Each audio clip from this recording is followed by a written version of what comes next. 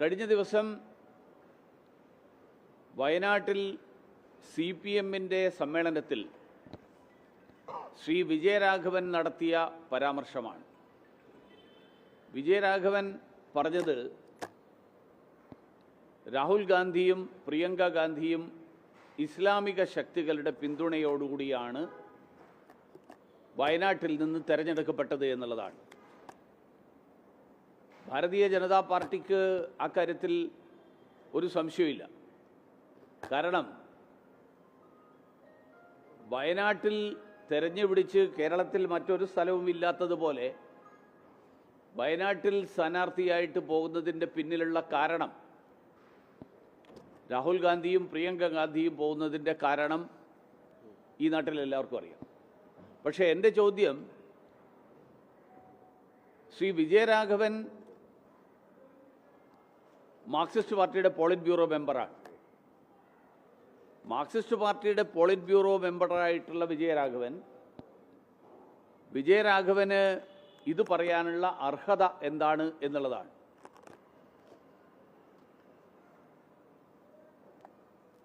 കാരണം അദ്ദേഹം മാർക്സിസ്റ്റ് ഈ പോളിറ്റ് ബ്യൂറോ യോഗം കഴിഞ്ഞ് നേരെ പോകുന്നത്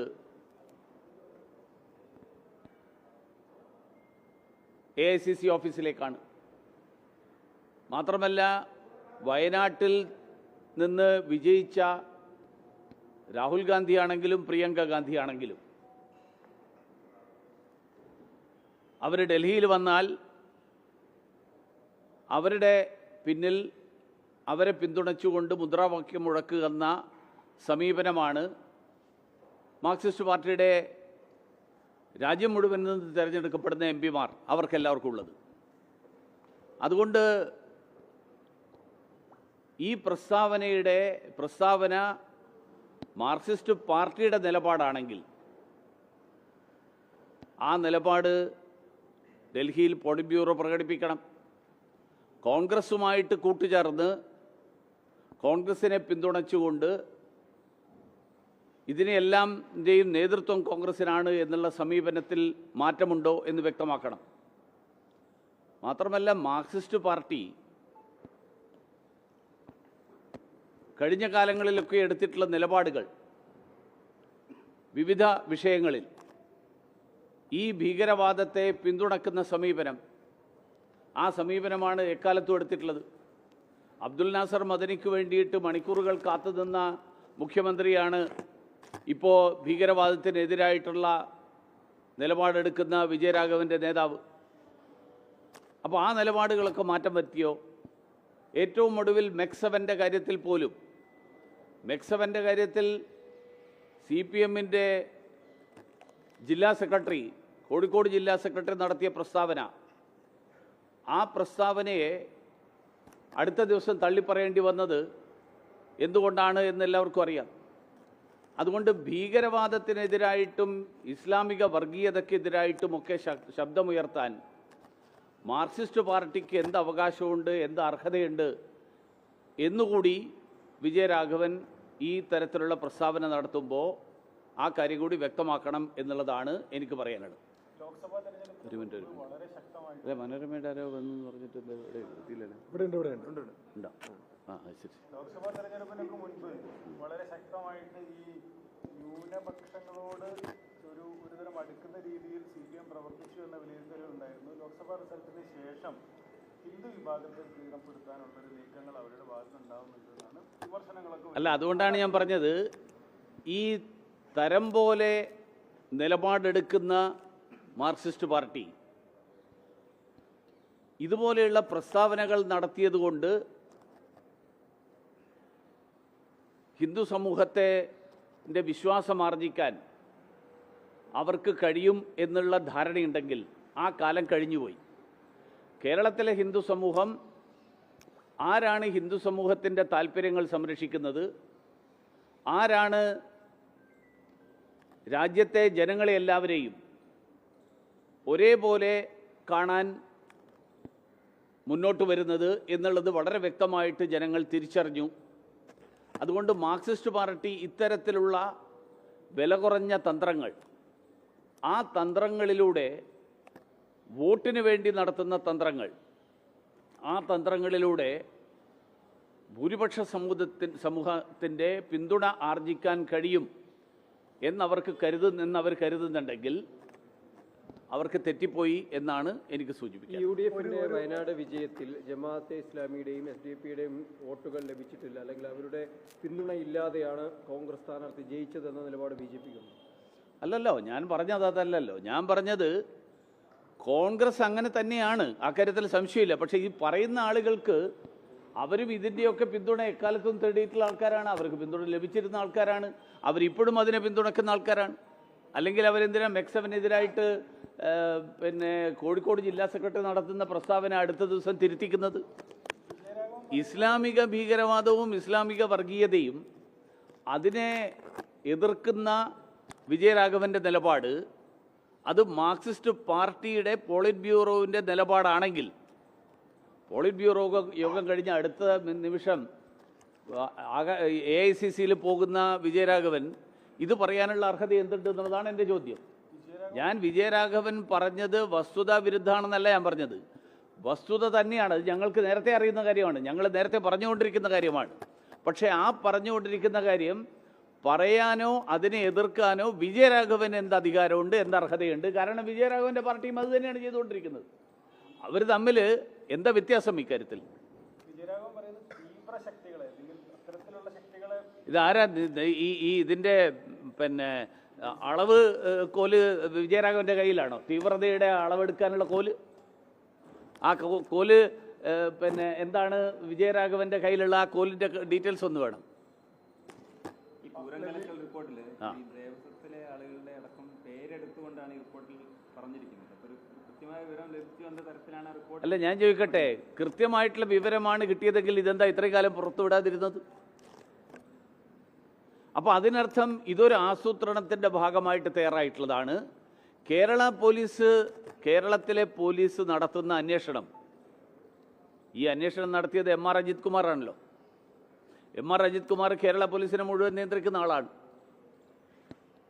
തൃശ്ശൂരിലെ കമ്മീഷണർ നടത്തിയിട്ടുള്ള അഴിഞ്ഞാട്ടം, തൃശ്ശൂരിലെ പോലീസ് കമ്മീഷണർ അലങ്കോലപ്പെടുത്താൻ വേണ്ടി നടത്തിയ ശ്രമങ്ങൾ, പട്ടാപ്പകൽ നടത്തിയിട്ടുള്ള ശ്രമങ്ങൾ, അതിന് ഒരു അന്വേഷണത്തിൻ്റെയും ആവശ്യമില്ലാതെ ജനങ്ങൾക്കറിയാം.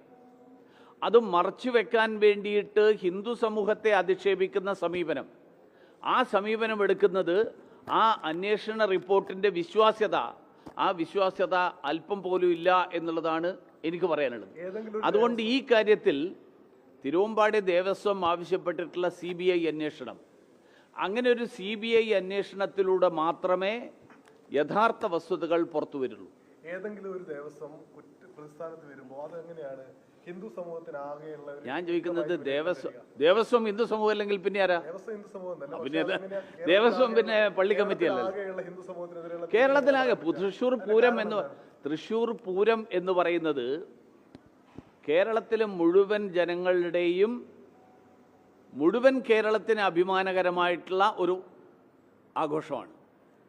ആ ആഘോഷം അലങ്കോലപ്പെടുത്താൻ പോലീസ് ശ്രമം നടത്തിയിട്ട് അതിൻ്റെ ഉത്തരവാദിത്വം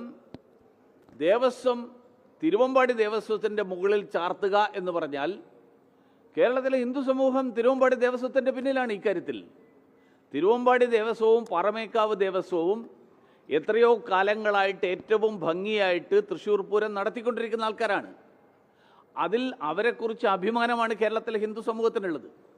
അപ്പോൾ കേരളത്തിലെ ഹിന്ദു സമൂഹത്തെ അവഹേളിക്കാനല്ലെങ്കിൽ, സുരേഷ് ഗോപിയെ വിജയിപ്പിച്ചു പോയി എന്നുള്ള ഇതിൻ്റെ പേരിൽ തൃശ്ശൂരിലെ ജനങ്ങളെ പകപോക്കാനല്ലെങ്കിൽ, ഇങ്ങനെയൊരു റിപ്പോർട്ട് ഉണ്ടാക്കിയതിൻ്റെ പിന്നിലുള്ള കാരണം എന്താണ്? MR അജിത് കുമാർ പിണറായി വിജയൻ്റെ നിർദ്ദേശപ്രകാരമല്ലാതെ എന്തെങ്കിലും കാര്യം ഉണ്ടാക്കുമെന്ന് എനിക്ക് അഭിപ്രായമില്ല. കാരണം MR അജിത് കുമാർ പിണറായി വിജയൻ പറയുന്നത് മുഴുവൻ പാലിക്കുന്ന ഒരാളാണ്. അതുകൊണ്ടാണല്ലോ അദ്ദേഹത്തിന് ഈ അന്വേഷണങ്ങളൊക്കെ, ഇത്രയും അന്വേഷണം നടക്കുന്നതിനിടയിലും അദ്ദേഹത്തിന് DGP ആക്കാൻ തീരുമാനമെടുത്തു ഗവൺമെൻറ്.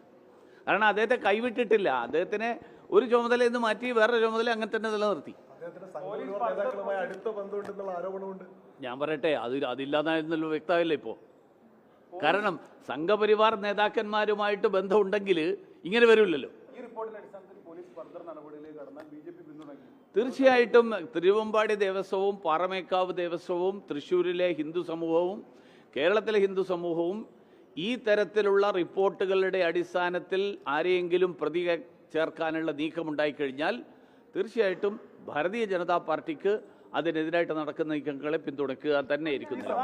സംഭവത്തിൽ പലപ്പോഴായി പറയുന്ന കാര്യം സുരേഷ് ഗോപിയെ ജയിപ്പിച്ചത് ഹിന്ദു സമൂഹം, അങ്ങനെയുള്ള ഒരു ടോക്ക് വരുന്നുണ്ട്. പക്ഷേ സുരേഷ് ഗോപിയെ വിജയിപ്പിച്ചത് തൃശ്ശൂരിലെ ജനങ്ങളാണ്.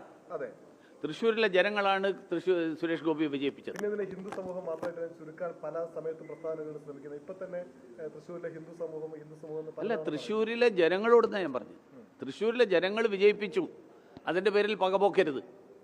കേരളത്തിലെ ഹിന്ദു സമൂഹത്തെ അവഹേളിക്കാൻ വേണ്ടിയിട്ട് തിരുവമ്പാടി ദേവസ്വത്തിനോട് ഈ തരത്തിലുള്ള സമീപനം സ്വീകരിച്ചത്. ഇത് രണ്ടാണ്. ഈ പാലക്കാട് BHP പ്രവർത്തകര് സ്കൂളിൽ നേരെ ക്രിസ്മസ് ആഘോഷത്തിനിടെ സ്കൂളിൽ ഒരു അതിക്രമം അഴിച്ചുവിടുന്നു. അതിന് പിന്നാലെ ആലപ്പുഴയിലും ഹരിപ്പാടിലും ഉണ്ടാകുന്നു. RSS പ്രവർത്തകർ പറയുന്നു ഈ മതപ്രഭാഷണം നടത്താൻ പാടില്ല, ഞങ്ങൾ RSS പ്രവർത്തകരാണ്. ഇത്തരത്തിൽ കേരളത്തിൽ, അതായത് കേരളത്തിൽ BJP പറയുന്നു ക്രിസ്ത്യൻ സമൂഹത്തിന് പിന്തുണ കൊടുക്കുന്നവരാണെന്ന് പറയുമ്പോൾ ഇത്തരത്തിലൊരു നീക്കത്തിന് എങ്ങനെയാണ് കാണുന്നത്? അങ്ങനെ ഒരു നീക്കം ഇല്ലല്ലോ. ഉണ്ടായിട്ടുണ്ടല്ലോ. ഇന്നലെ അല്ല, ഞാൻ പറയുന്നത് ഒറ്റപ്പെട്ട ഏതെങ്കിലും സംഭവങ്ങൾ എന്താ നടന്നതെന്ന് എനിക്കറിയില്ല, എന്താണ് നടന്നതെന്ന് എനിക്കറിയില്ല, എന്താണ് നടക്കുന്നതെന്ന് എനിക്കറിയില്ല. മാത്രമല്ല, അവർക്ക് ആധികാരികമായിട്ട് ആരുടെയെങ്കിലും തീരുമാനപ്രകാരമാണെന്നും എനിക്കറിയില്ല. അങ്ങനെ ഒരിക്കലും ഉണ്ടാവാൻ സാധ്യതയില്ല എന്ന് എനിക്ക് ഉറപ്പുണ്ട്. കാരണം പ്രധാനമന്ത്രി ഇന്ന് പോലും ഇവിടെ CBCIയുടെ ക്രിസ്മസ് പരിപാടിയിൽ പങ്കെടുക്കുകയാണ്. കഴിഞ്ഞ ദിവസം ജോർജ് കുര്യൻ. അപ്പോൾ പ്രധാനമന്ത്രി ചെയ്യുന്നതാണോ ശരി, ആരെങ്കിലും ഒരാൾ ഒറ്റപ്പെട്ട സംഭവം നടക്കുന്നതാണോ ശരി? അപ്പോൾ അതല്ലല്ലേ മനസ്സിലാക്കേണ്ടത്, നമ്മൾ അതുകൊണ്ടല്ലേ പറഞ്ഞത് അതവിടെ എന്താ നടന്നത് എന്നുള്ളതാണല്ലോ. പോലീസ് കേസെടുത്തോട്ടെ. അല്ല, അതാണ് ഞാൻ പറഞ്ഞത്, നടന്നത് എന്താണെന്ന് എനിക്ക് വിശദമായിട്ട് അറിയില്ല. അതുകൊണ്ട് അങ്ങനെ BJPക്കാരും അത് ചെയ്യുന്ന എനിക്ക് അഭിപ്രായമില്ല. അന്വേഷിക്കാം. ഞാൻ പറയട്ടെ, അതായത് ഈ കാര്യത്തിൽ നിലപാട് എന്താണ് എന്നുള്ളത് പ്രധാനമന്ത്രി ക്രിസ്മസ് ആഘോഷത്തിൽ പങ്കെടുക്കുന്നതിലൂടെ വളരെ വ്യക്തമാണ്. നിലപാടല്ലേ പറയേണ്ടത്. നല്ലേപ്പള്ളിയിലെ ക്രിസ്മസ് ആഘോഷം കലക്കിയത് ഞാൻ പറയട്ടെ, സന്ദീപ് വാര്യർ പറയുന്നതിനൊക്കെ ഞാൻ മറുപടി പറയണം. അല്ല അത് പ്രധാനമന്ത്രി പറയുന്നതാണ് നിലപാട്, പ്രധാനമന്ത്രി ചെയ്യുന്നതാണ് നിലപാട്. ആ നിലപാടാണ് ഭാരതീയ ജനതാ പാർട്ടിയുടെ നിലപാട്. അതുകൊണ്ടാണ് ഞാൻ പറഞ്ഞത്, ഞാൻ അന്വേഷിക്കട്ടെ.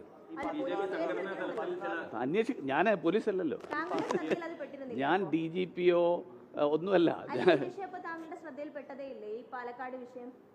ഞാൻ ഇന്നലെ രാത്രിയല്ലേ എത്തിയത്.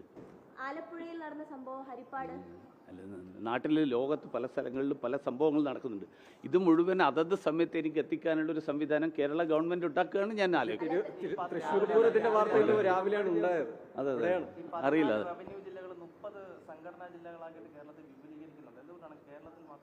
കേരളത്തിൽ മാത്രമല്ല, ഭാരതീയ ജനതാ പാർട്ടി സംഘടനാ സംവിധാനം, ഓരോ പാർട്ടിക്ക് ആ പാർട്ടിയുടേതായിട്ടുള്ള സംവിധാനം ഉണ്ടല്ലോ. ഇപ്പോൾ മാർക്സിസ്റ്റ് പാർട്ടിക്ക് എനിക്ക് കേരളം മുഴുവനുള്ള കണക്കറിയില്ല. തിരുവനന്തപുരത്ത് 19 ഏരിയ സെക്രട്ടറിമാരുണ്ട്. കാരണം ഒരു ഏരിയ സെക്രട്ടറി ഇപ്പോൾ നമ്മുടെ കൂടെ വന്നു. അതുകൊണ്ടാണ് ഞാൻ കൃത്യമായിട്ട് അറിഞ്ഞത്. ബാക്കി 18 പേര് ആരൊക്കെയാണ്. അപ്പോൾ ആ 18 പേര് ആരൊക്കെ എപ്പോഴൊക്കെ വരും എന്നുള്ളത് എനിക്കറിയില്ല. പക്ഷേ ഏതായാലും 19 ഏരിയ ഉണ്ട്, 14 നിയമസഭാ മണ്ഡലങ്ങളാണ്. അപ്പോൾ ഇതിന് ഓരോ സംഘടനയ്ക്ക് ഓരോ രീതി ഉണ്ടാവും, സംഘടനാ സംവിധാനം ശക്തിപ്പെടുത്തും.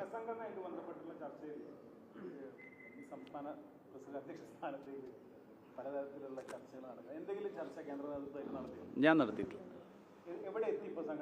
അല്ല, സംഘടനാ തെരഞ്ഞെടുപ്പിൽ ഇപ്പോൾ പിന്നെ ബൂത്ത് തലത്തിലുള്ള പുനഃസംഘടനയാണ് ഇപ്പം നടക്കുന്നത്. മണ്ഡലം തലത്തിലുള്ള ഇനി നടക്കും.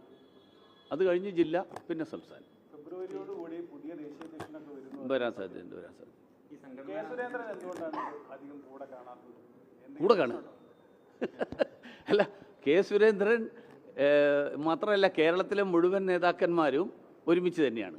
അക്കാര്യത്തിൽ ഒരു സംശയമില്ല. അല്ല, താങ്കളൊപ്പം എൻ്റെ കൂടെ നടക്കുക. അദ്ദേഹം സംസ്ഥാന പ്രസിഡന്റ് അല്ലേ, എൻ്റെ കൂടെയാണ് നടക്കുക. അദ്ദേഹത്തിൻ്റെ കൂടെ ഞാൻ നടക്കും. സംഘടനാ ജില്ലകൾ രൂപീകരിച്ച് അങ്ങനെ ഒരു പരിഷ്കാരത്തിലേക്ക് പോയത് പാലക്കാട് റിസൾട്ട് വന്ന ഉടനെ സംഘടന ഉണ്ടാക്കുക. അല്ല, അതായത് ഈ BJP ഒരു അഖിലേന്ത്യാ പാർട്ടിയാണല്ലോ. അഖിലേന്ത്യാ പാർട്ടി രാജ്യം മുഴുവൻ നടത്തുന്ന ഓരോ സമയത്ത് നടത്തുന്ന സംഘടനാ സംവിധാനങ്ങൾ അതിൻ്റെ ഭാഗമായിട്ടാണ്. ഇപ്പോൾ ഞാൻ മഹാരാഷ്ട്രയിലെ ജില്ലകൾ ഇതേപോലെ പല കാര്യങ്ങൾ. ഒരു കാര്യം കൂടി എനിക്ക് സൂചിപ്പിക്കാനുള്ളത്, നിങ്ങൾ ഈ വിഷയമില്ലാത്ത രീതിയിൽ നിങ്ങൾ മറ്റു വിഷയങ്ങളിലേക്ക് പോവുകയാണ്. കേരളത്തിൽ ഗൗരവതരമായിട്ടുള്ള മറ്റൊരു വിഷയം ഉണ്ടായിട്ടുള്ളത് കട്ടപ്പനയിലെ, ഒരർത്ഥത്തിൽ പറഞ്ഞാൽ മാർക്സിസ്റ്റ് പാർട്ടി നാവുകൊണ്ട് നടത്തിയ കൊലപാതകമാണ്. നവീൻ ബാബുവിൻ്റെ കൊലപാതകം ഇതേപോലെ നാവുകൊണ്ട് നടത്തിയ കൊലപാതകമാണ്. അവിടെ സാബു എന്ന് അവിടെ കട്ടപ്പനയിലെ സഹകരണ സംഘത്തിൽ നിന്ന് വായ്പയെടുത്ത ആളെ ഭീഷണിപ്പെടുത്തി അവസാനം ആത്മഹത്യ ചെയ്യേണ്ടി വന്ന ഒരു സാഹചര്യത്തിലേക്ക് എത്തിച്ചത് മാർക്സിസ്റ്റ് പാർട്ടി ഇപ്പോൾ പറയുന്നത് ഞങ്ങൾ ആ കുടുംബത്തോടൊപ്പമാണെന്നാണ്. നവീൻ ബാബുവിൻ്റെ കുടുംബത്തോടൊപ്പമാണെന്ന് പറയുന്ന ആളുകളാണ് CBI അന്വേഷണം നടക്കുന്നതിനെയും എതിർക്കുന്നത്. ഇപ്പോൾ മാർക്സിസ്റ്റ് പാർട്ടി കേരളത്തിലെ സഹകരണ മേഖലയെ മുഴുവൻ തകർക്കാൻ, സഹകരണ മേഖലയെ വിറ്റുതൊലക്കാൻ, അതിനു വേണ്ടിയിട്ട് നടത്തുന്ന ശ്രമങ്ങൾ അവസാനിപ്പിക്കണം. ആ കുടുംബത്തിന് നീതി ലഭ്യമാക്കണം. ആ കുടുംബത്തിനെ വഴിയാധാരമാക്കുന്ന നടപടികളിലേക്കും ആ കുടുംബത്തിനെ ആക്ഷേപിക്കുന്ന സമീപനങ്ങളിൽ നിന്നും മാർക്സിസ്റ്റ് പാർട്ടി പിന്തിരിയണം.